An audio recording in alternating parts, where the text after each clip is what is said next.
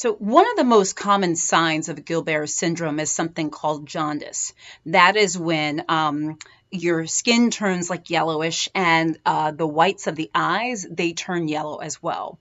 And it can actually be jarring if you see it. I've had a few patients that have had Gilbert syndrome over the years, and it can be shocking in some. The good news, however, is that this is generally a mild condition, which is great.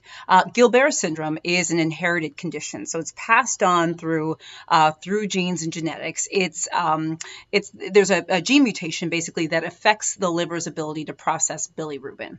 Now, bilirubin is a waste product that generally forms during the breakdown of old red blood cells. Okay, when the person with Gilbert syndrome gets the jaundice, like of the yellowing of the eyes and skin, that occurs when bilirubin builds up in the blood. Okay.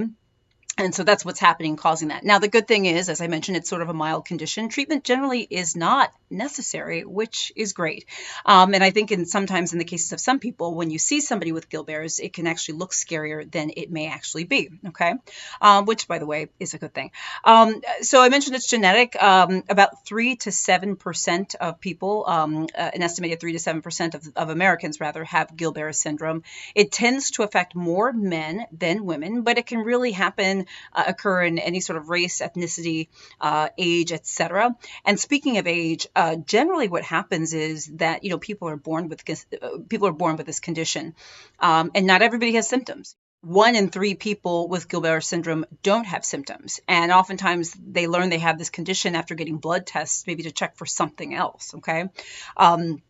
And you might say, well, what may sort of trigger the increase in bilirubin levels? Well, there's a number of things in patients with Gilbert syndrome: dehydration, or skipping meals, or illnesses or infections, menstruation, overexertion, stressors. Like, you notice all this kind of stuff. Stressors can sort of increase the risk of sort of jaundice and this process happening. Okay, again, it's present at birth, doesn't often get diagnosed until later for many people, but once again, it tends to be a relatively mild condition, which is good.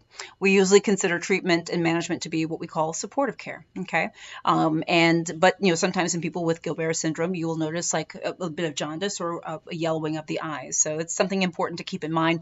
Certainly, my patients with Gilbert syndrome, I make sure they're seeing a gastroenterologist and things like that.